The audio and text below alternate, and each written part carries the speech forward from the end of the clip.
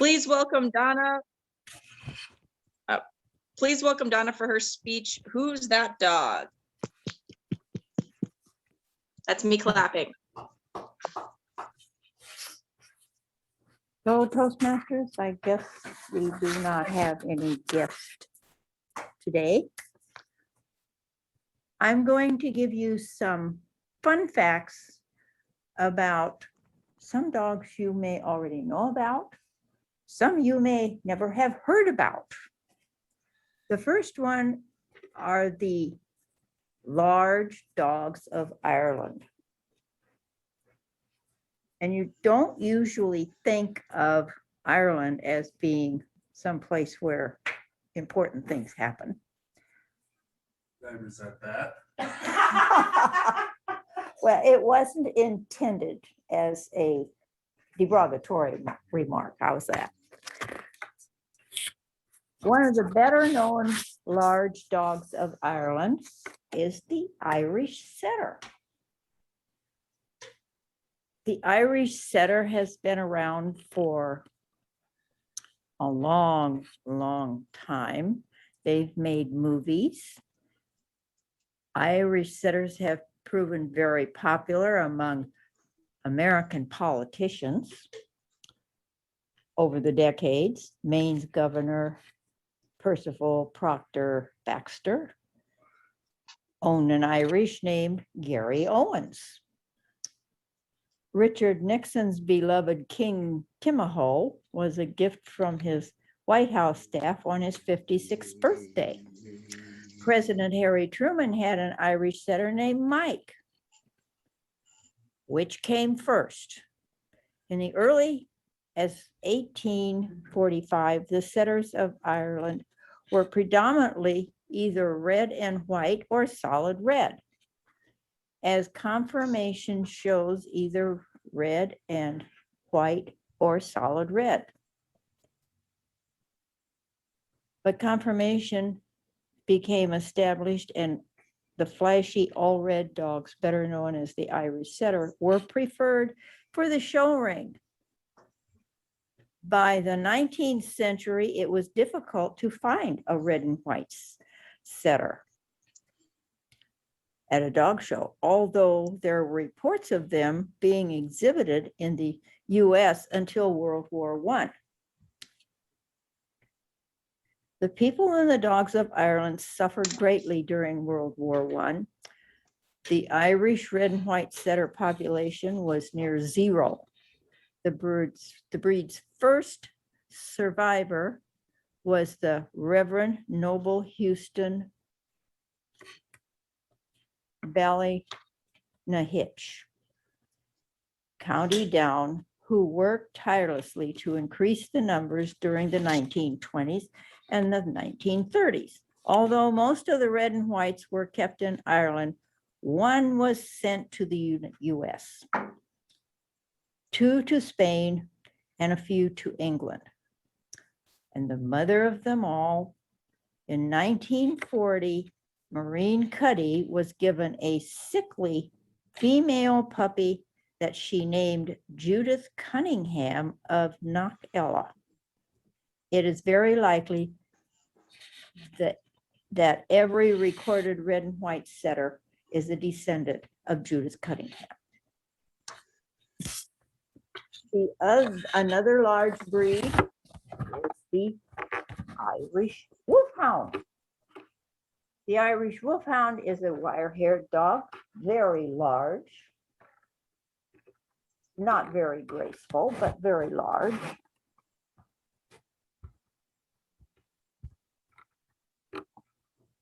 And people look at an Irish setter and they think, oh, how much does he eat? How much mess does he leave? Contrary to popular belief, large dogs don't usually eat much more than medium-sized dogs. If they eat much more, then they become fat large dogs. And as everybody knows, fat dogs have the same health problems as fat people. including arthritis, diabetes, heart conditions, or all kinds of things that people get. Overweight dogs, it's the same thing. The Wolfhound became the most valued hunting dog of the early centuries because he not only reliably brought down his quarry, but was a superb companion and guardian. His temperament is embodied in the famous breed quote, gentle when stroked, fierce when provoked. Unfortunately, Irish Wolfhounds are of one of the breeds that are subject to gastric torsion. Gastric torsion in large breeds is they eat too fast, the gas builds up, their tummy flips over, cuts off the front and the back of the stomach, and it fills with gas. And if it's not attended to immediately, it is the end of the dog. And the Wolfhound is one that is prone to that. It covers most deep-chested dogs, besides the Irish setter. Another dog that is from Ireland is the Irish Water Spaniel. This is not the dog that Obama had. The Water Spaniel comes in one color, which is almost coffee color, but it is the dog with the rat tail. There is no hair on this dog's tail, but he has a dense, short, thick undercoat, provides warmth, while the outer longer coat gives additional protection and water resistance. After many retrieves in cold water, the dog's skin will likely remain dry. The Irish Water Spaniel is a very ancient breed, traced back to the time when the Spaniels were divided into land and water varieties. In 1859, a special class was provided for the Irish Water Spaniel at dog shows. Justin McCarthy of Dublin is credited with refining the breed and achieving the distinctive look America came to appreciate the breed in the 1870s, when a number were brought over. By 1875, the Irish Water Spaniel became the third most popular sporting dog in the United States. And I would venture to say there isn't a single person here who has seen an Irish Water Spaniel, because you do not see them. I only know where there's one, and that one lives in Council Bluff and travels back and forth in the winter to California, in the summer to Iowa. It leads a very plush life.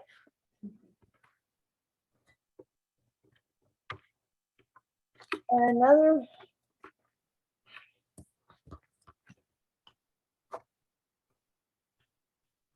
who's that dog is dogs that you think were founded in America. Anybody? Dog breeds? Not very many. There weren't very many. The most popular one, and everybody knows the most popular one, is the Boston Terrier, named after Boston, Massachusetts. The Boston's ears stand up naturally, and yes, rather large. No, it's, Okay, it is in the red. I wasn't sure if you saw it. well, I didn't tell him how long it was anyway. Boston Terriers come in black and white, and that's the color that you usually see is black and white. It's the little dog in the tuxedo that he's referred to. And they all have protruding eyes, which makes them very noticeable. But that is number one of the dogs. That is one of the named after a place in the United States. Another one that's named, it's the Klee Kai. And people look at a Klee Kai and they say, oh, it's a Siberian puppy. Klee Kais are from the Siberian, but they have been bred down to toy size. And they look exactly like a Siberian Husky.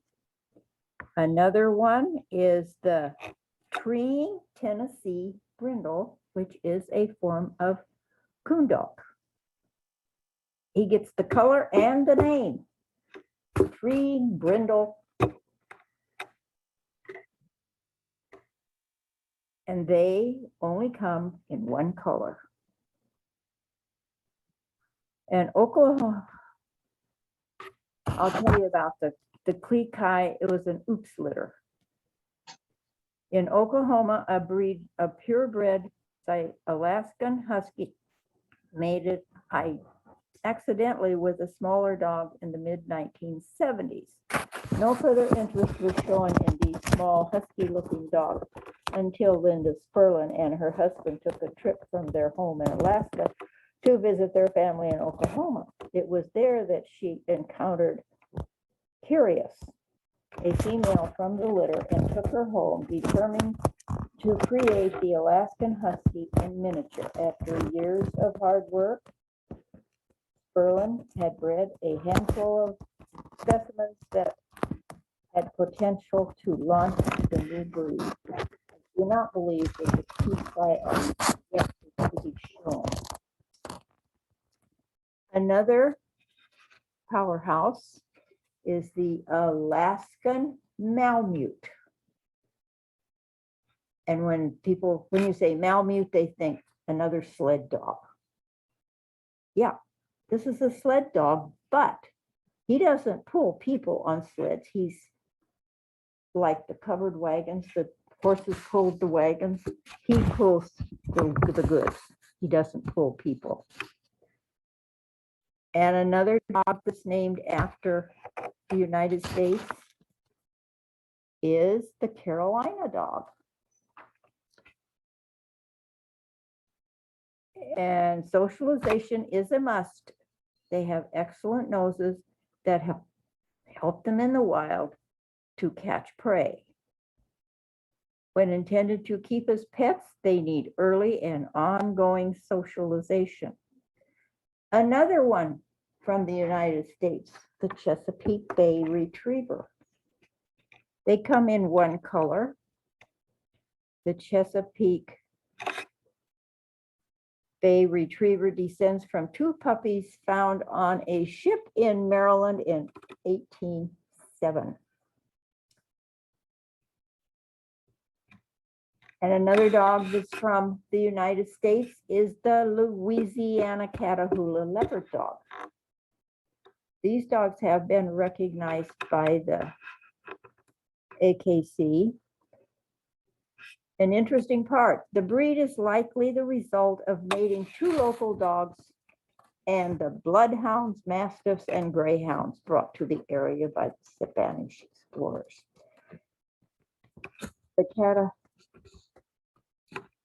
There's also a Catahoula leopard dog, which has lots of spots.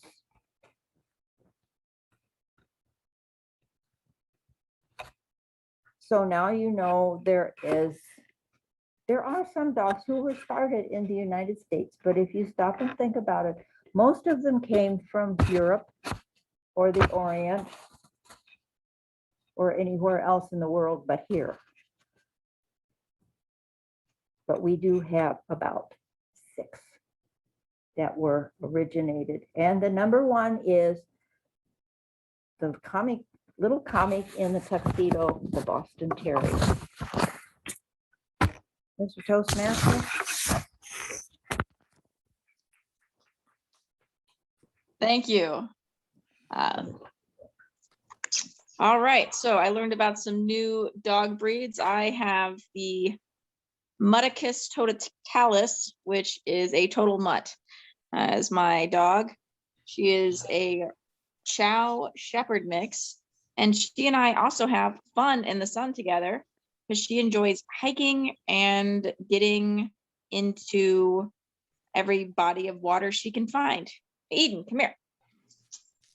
Come here. Get up here. Come on. Come on. Can you get up? Oh, perfect. I moved the couch and I don't think she can get up on it, so which is good, but I'll say, you can say hi. Say hi. There you go. All right. Our next speaker is Jessica, but before we get to her, we're gonna give her some time to get ready and up to the podium. I will tell you a little bit more about summertime fun. Before LGBT Pride Month of June became Pride Month, and it started becoming synonymous with parades and parties and fun, it actually started as a riot back in 1969 at the Stonewall Inn, which was a gay bar that got raided by the police. This is not abnormal. The bar got raided by the police many times. The police would hand out tickets, arrest, and beat people, especially those who were in gender nonconformant clothing. So women wearing trousers or men wearing dresses, things like that. And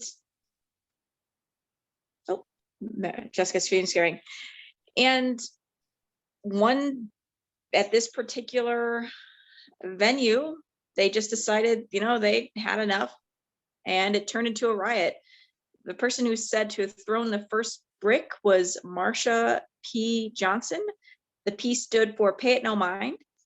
She was a Black trans drag queen, and if not for her, we may not have LGBT Pride Month.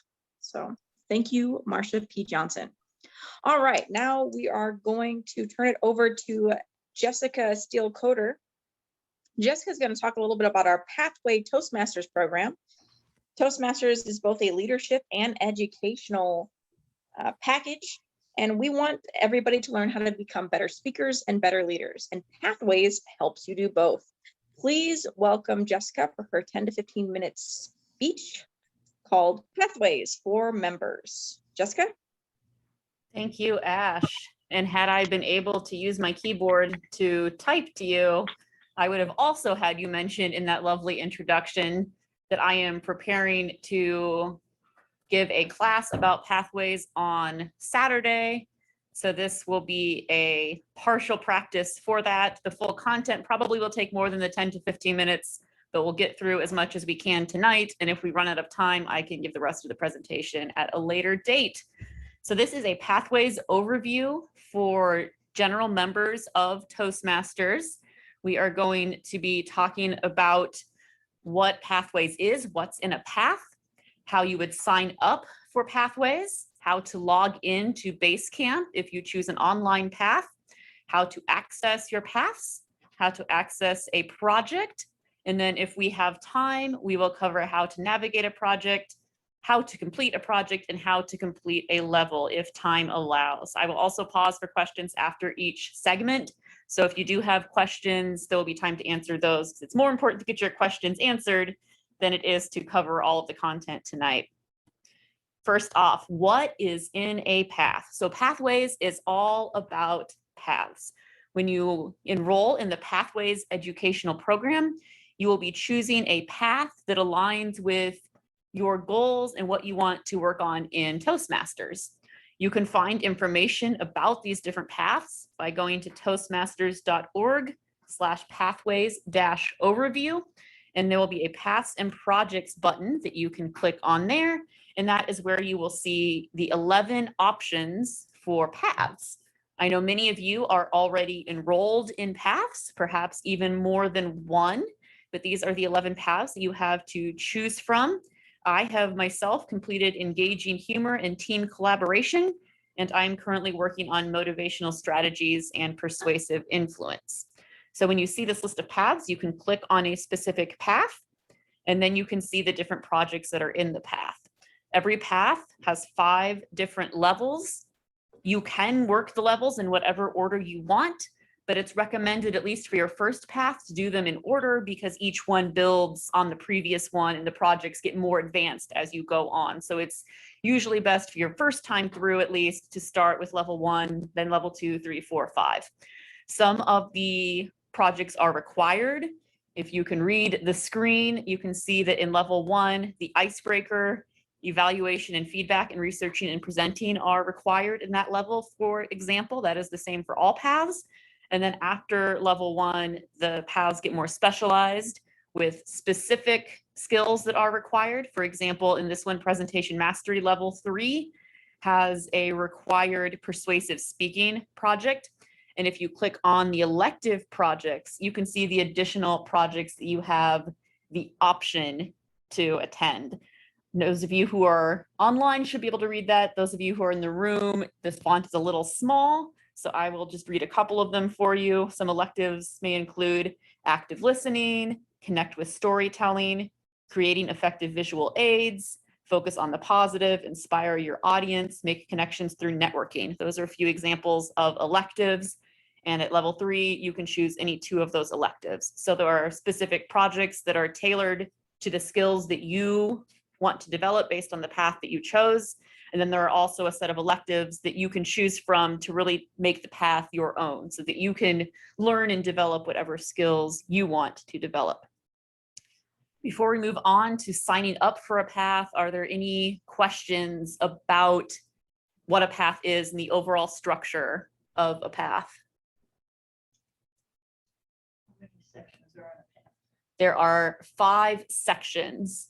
They're called levels in pathways. So you will have 5 sections to work through when you sign up for a path.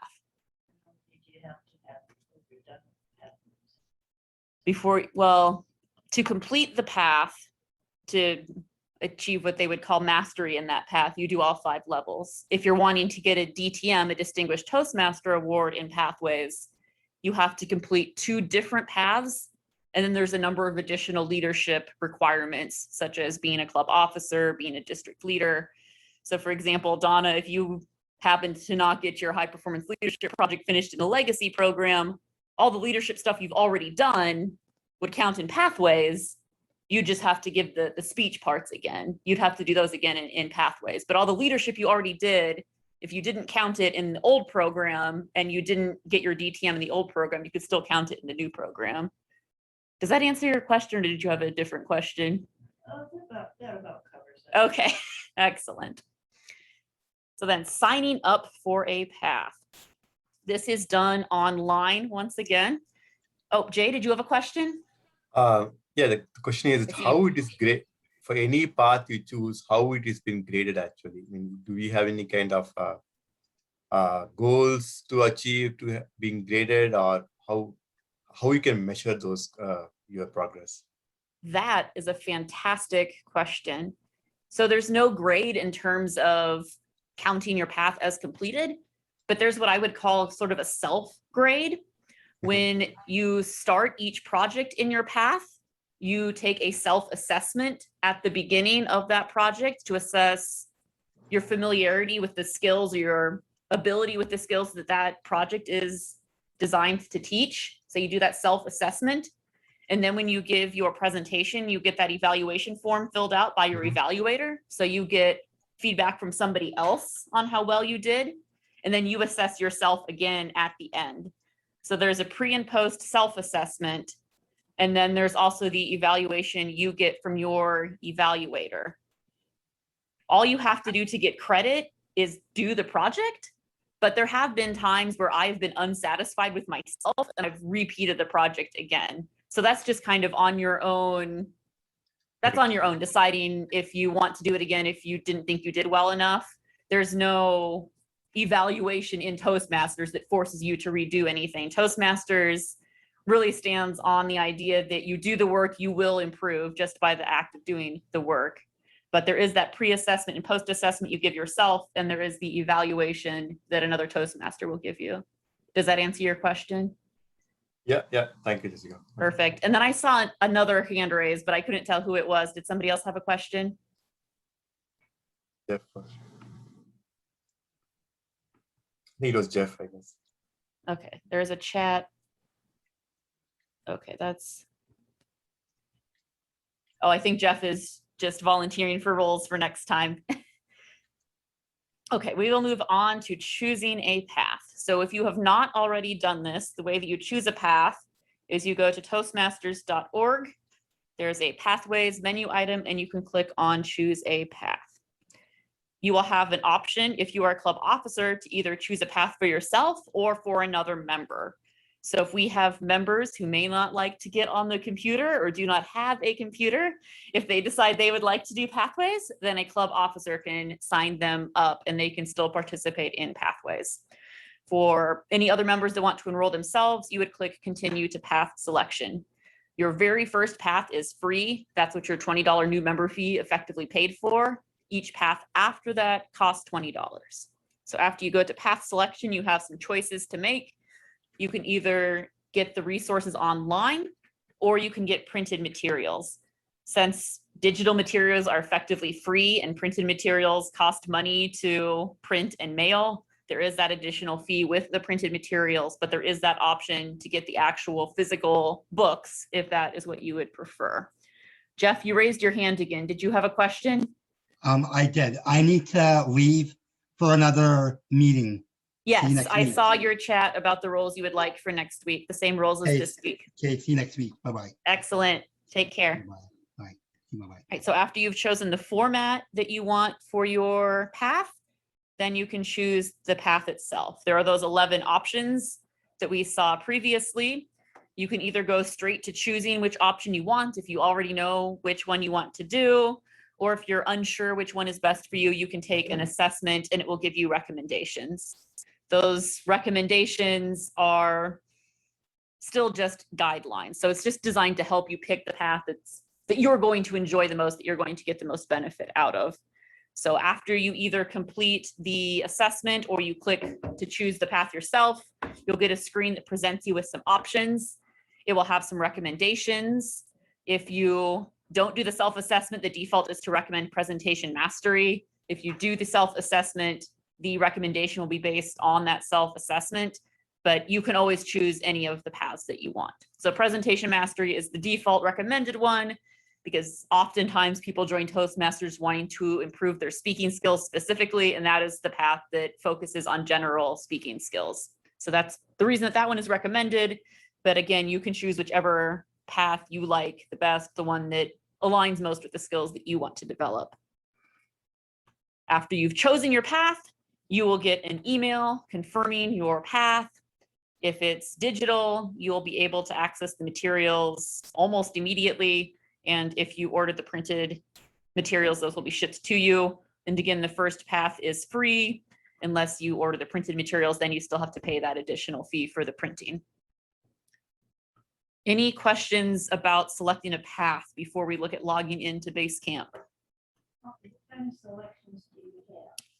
There are 11 options. There are 2 that are strictly speaking, just giving speeches. That's presentation mastery and engaging humor. So you could get your distinguished Toastmaster in pathways, just giving speeches, and then also filling those separate leadership requirements. The other 9 paths all have some sort of leadership projects in the paths themselves.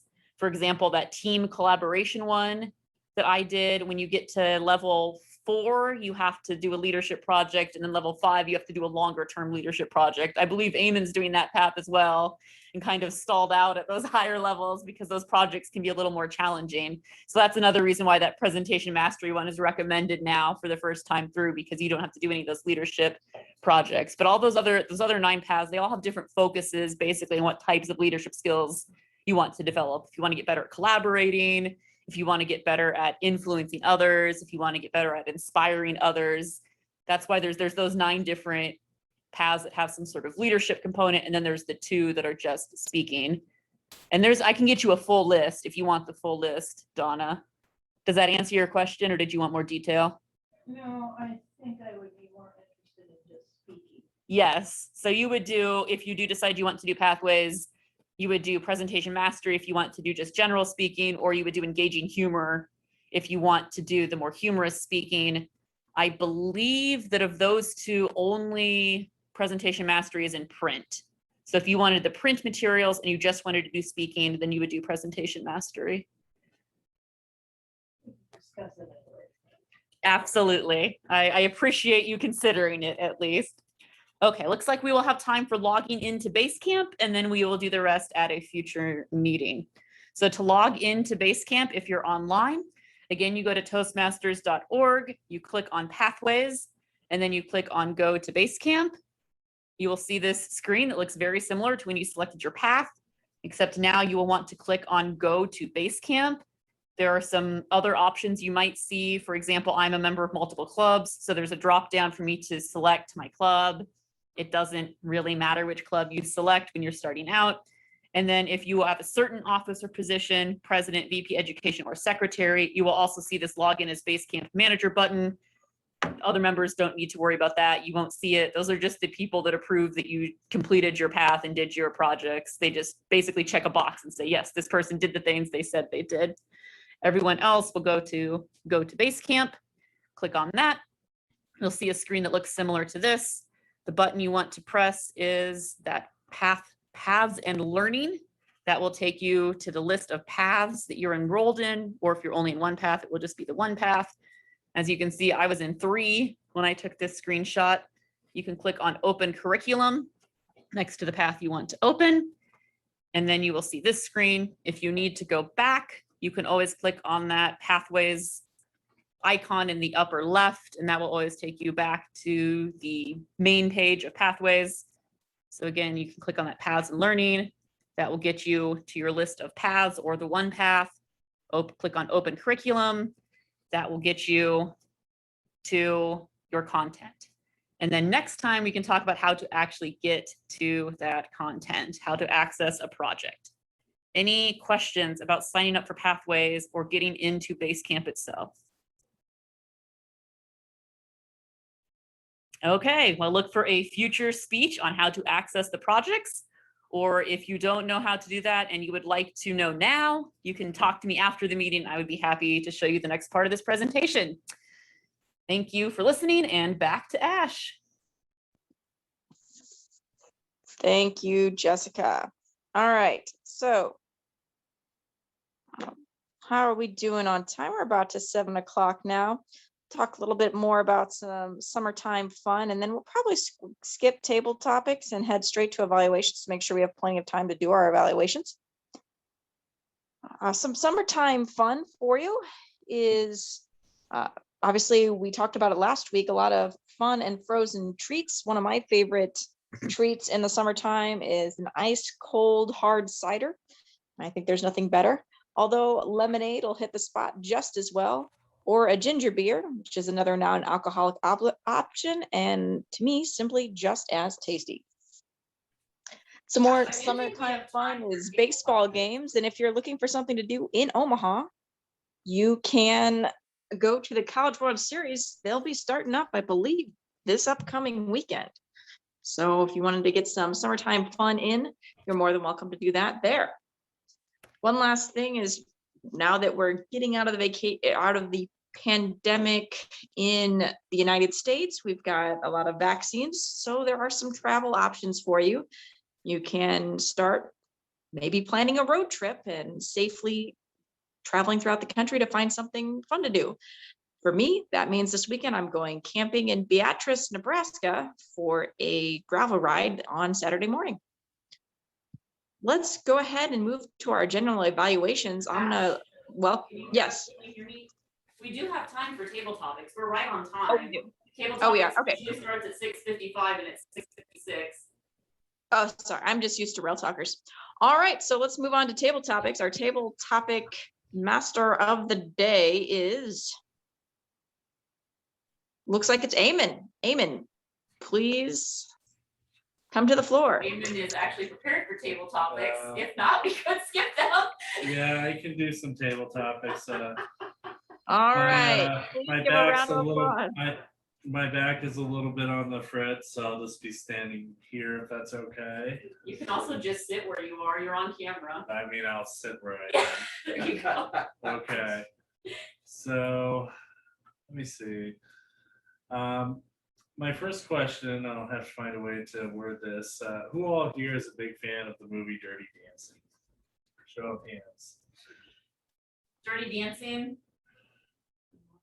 Ron is doing this. Dirty Dancing is the movie. Ron, can you hear us? Did you say Dirty Dancing? Yes, that's what he said. Here, I'll move the microphone closer to Eamon. Okay. Never mind that question. Oh, I guess first I will ask Jay. Jay, can you hear me? Yeah. Okay. You have been given 10 or let's say $20,000 to spend on your perfect summer vacation. What will you do for your perfect summer vacation? Yeah, my perfect summer vacation, I'll go to Egypt. I never been to Egypt and that's my dream vacation. So maybe I'll go to Egypt and 20,000 will cut to have a trip in Mediterranean and all those things. I will do it for a week. That's how I'll plan. Okay, very good. All right, next for table topics. Let's see. If you could go to any fictional place in the universe, be it any sci-fi location or anywhere else, where would you go for your perfect summer vacation and what would you do? Ron.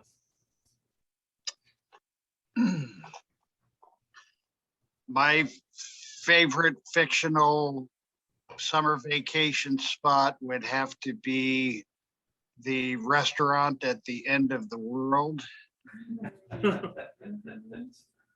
I would combine it with the television show Baywatch, which I actually never even saw. Maybe spice it up with a little Hawaii 5-0 so that it could be kind of a madcap adventure of summertime where the universe does collapse at the end of all time, but like the Nerds in Paradise, Revenge of the Nerds movie, it would be filled with nerdy science fiction fans and beautiful people from Baywatch. And there would be all sorts of hijinks, adventures, and people being caught doing things they shouldn't be doing. And the tagline, "Book 'em Dano," would play into it somewhere, but then it wouldn't matter because at the end of time, when the universe blows up, you would just, like in real life, after going to Vegas, you just return to your normal life. What stays at the end of the universe happens at the end of the universe, stays there. And it's just a zany, madcap, rom-com type of vacation. Mr. All Toastmaster. right, very good, Ron. Next question. If we're going to have a movie called Heather's Perfect Summer. And Heather is going to describe the plot of this movie, the actress who will play her, and any other actors or actresses she wants to be in this movie. Heather, tell us about Heather's Perfect Summer.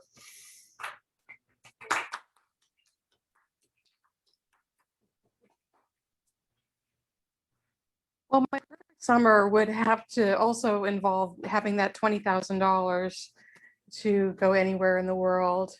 And first of all, who would portray me? Probably just on the sole fact that she has short, dark hair and glasses, probably Tina Fey. And my perfect summer would be involved traipsing around Europe, taking trains everywhere, staying in decent hotels, nothing too expensive. You don't want to blow all that $20,000 on really expensive hotels.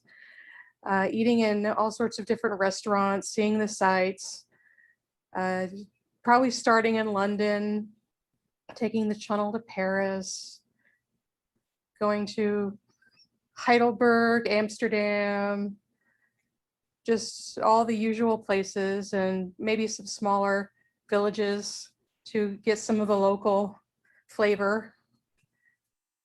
And it would, with Tina Fey portraying me, it would of course be madcap and something kooky would happen.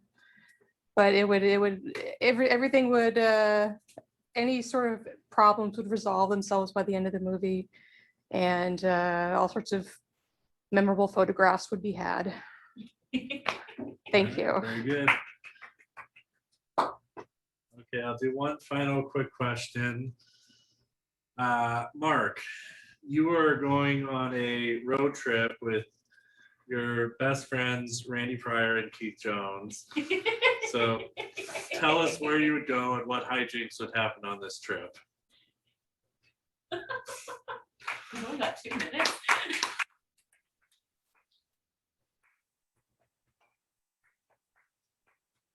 I keep clapping things up there. It's the joys of being back in person. I'm going to exercise my prerogative and go back to a previous question. First of all, yes, Keith and Randy are good friends of ours, but I'm not sure.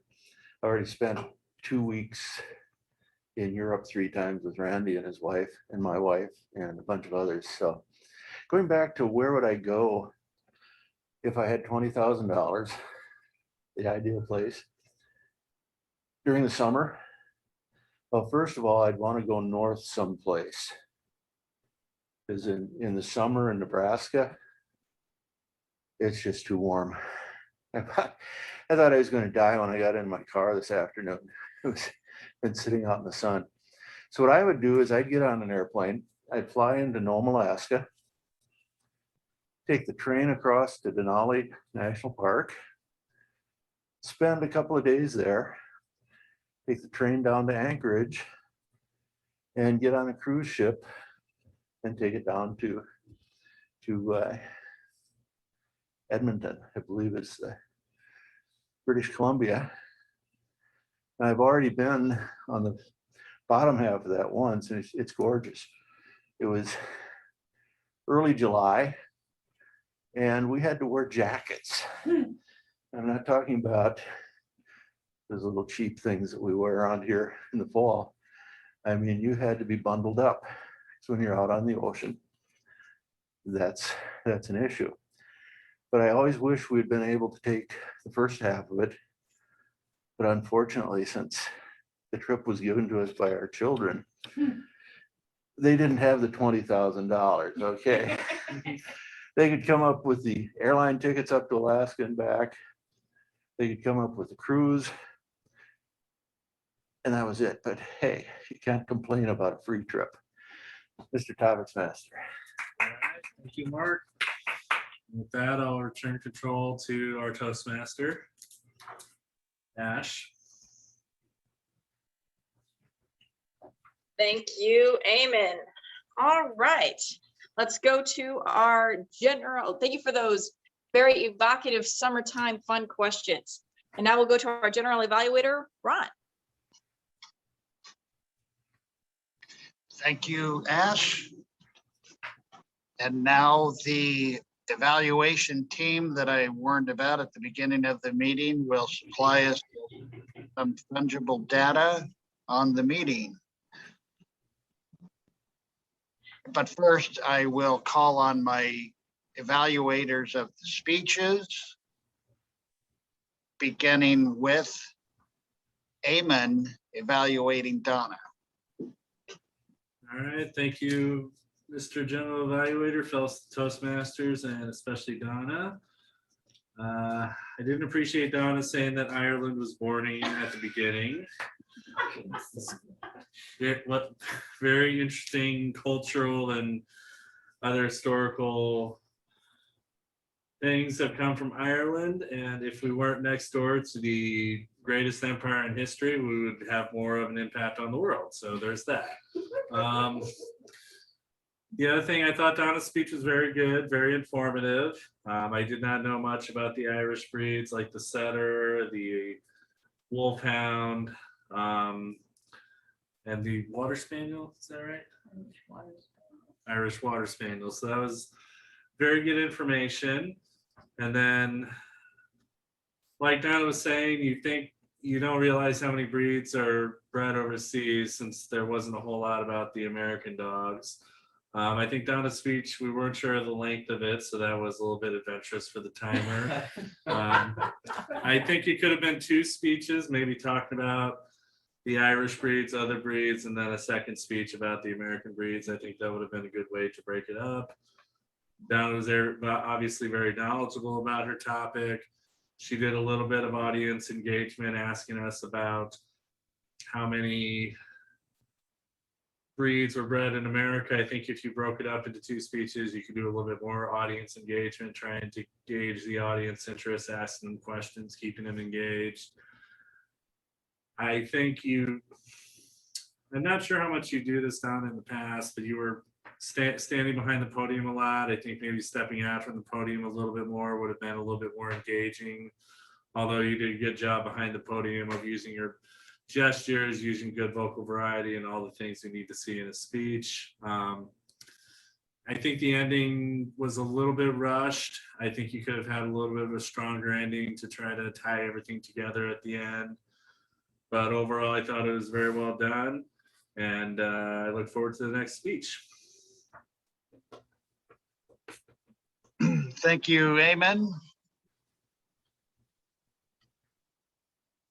And now, returning to the lectern, since we have no podium, I will introduce Mark Fagan evaluating Jessica's speech. I don't know, floor and podium are kind of fungible. After all, a podium is something you stand on. Okay, thank you very much, Mr. General Evaluator, fellow Toastmasters, and especially Jessica.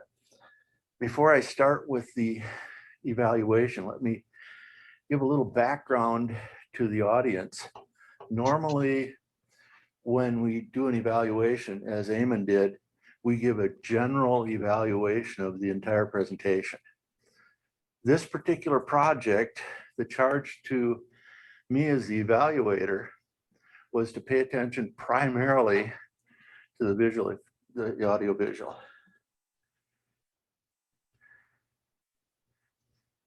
Jessica, I loved you starting with the agenda. On the other hand, I think you could have trimmed it down a little bit. And I know the slides are what you're planning to use with an hour-long presentation or thereabouts on Saturday. But the temptation there should be to cut it down. Okay. Opening the presentation to topics or questions, even when you're doing it with PowerPoint, is always a good thing. And you certainly showed that you could answer the questions that were asked. The slides presented good information. And what was especially good is you did not read the damn slides.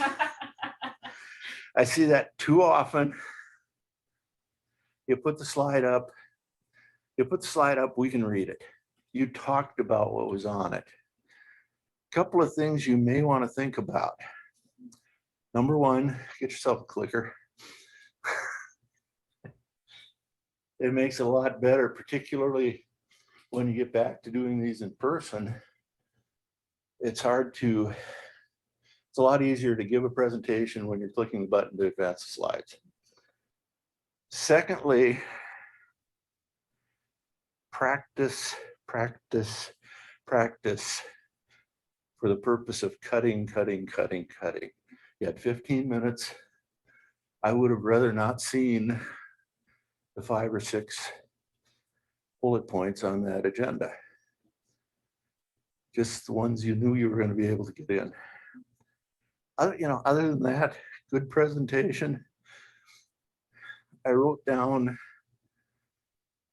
consider going live instead of using slides. And then I thought about it. The problem with going live is it becomes unpredictable. And you've got a certain amount of information you need to get across.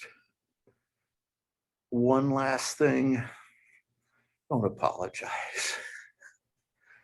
Just go with it. Okay, overall good presentation. You need to send me the link for Saturday. And I may or may not make it. But I'd like to see the whole thing because it was really well done. Mr. General Evaluator. Thank you, Mark.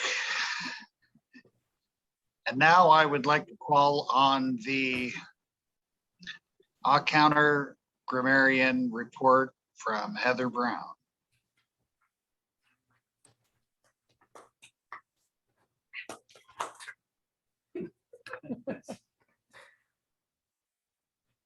Everyone did a pretty good job with the filler words. The word of the day would have been so. And the word of the day was used by both Ron and Mark. So congratulations, gentlemen. And that is my report. Thank you. And now for the timer report. Jay, would you like to deliver the times of our speeches? Thank you, Ron. For the timer report, I think this meeting, everyone extended beyond the stipulated window. So I will start with today's presentation.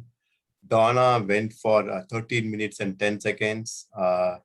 And Jessica mentioned that one she will be extending our meeting, and it went for 14 minutes and 44 seconds. And evaluator for Donna was Eamon, and Eamon was within the time. This is 1 minute and 50 seconds. And evaluator for Jessica was Mark. It also went beyond the interval, like 3 minutes and 30 seconds. And for the table topics, Eamon took totally like 3 minutes for all the questions. And the answer for one of the question, I took like 30 seconds. And for the another question, Ron took like 1 minute and 20 seconds. And for the last two questions, Heather took 1 minute and 20 seconds. And Mark took the final question for 2 minutes and 20 seconds. Apart from that one, I saw normal discussion by you from Ron was close to 2 minutes, I would say. General topics, I mean. So that's my timer for today, actually. Back to the general evaluator. Thank you. General comments about tonight's meeting. I think we did a good job starting on time and then stalling before we could get going, so that the meeting was lively enough up to the point that Ash appeared. We had filled it with some business items and discussion and had done the pledge.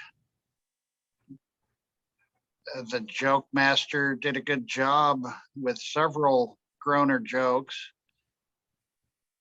Everyone did their evaluation roles very well, and the speeches, although longish, were good. And we had fun table topics and are now ending the meeting on time, as long as we don't take too long to assign roles, a pet peeve of mine. So was the meeting worthwhile? Yes. Did we have fun? Yes. And I will now waste no more time speaking and return control to the Toastmaster. Thank you, Ron. I'm going to go ahead and turn it over to Donna for the thought of the day, and then we'll go through any closing announcements. Donna, what's our thought of the day? Aim high, strive hard, be humble.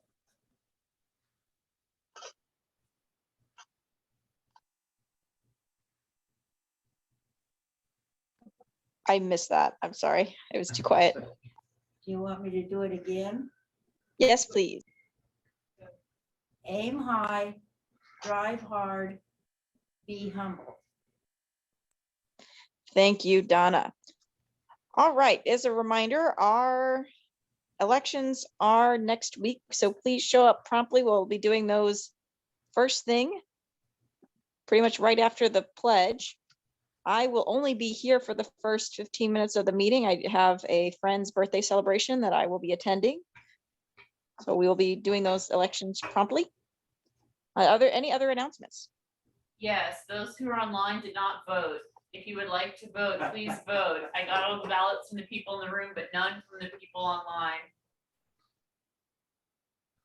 So send me a message if you want to vote.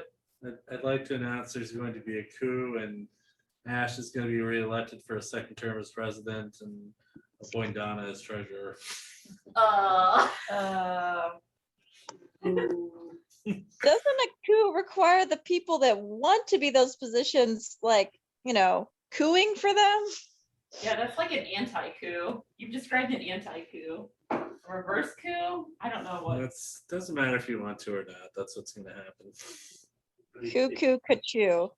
All right. Until July 2nd. All right. Any other announcements before is we that move on to our meeting roles? You take office on July 1st. She pulls off who it takes because Ash cannot succeed herself. Yes, that is the one that you can't repeat officially. There Yeah. can be exceptions made, but Toastmasters generally does not grant those. They generally want a different person. I'm having a little fun, so. Yeah, no, I know. All right. I'm ready to announce the winners now that I got votes from people online. Thank you, because you helped me break some ties. So with Go ahead. the total votes that I got, best table topic goes to Heather. Congratulations, Heather. Best evaluator goes to Mark. And best speaker, so that was one of the ones that was tied before, goes to me.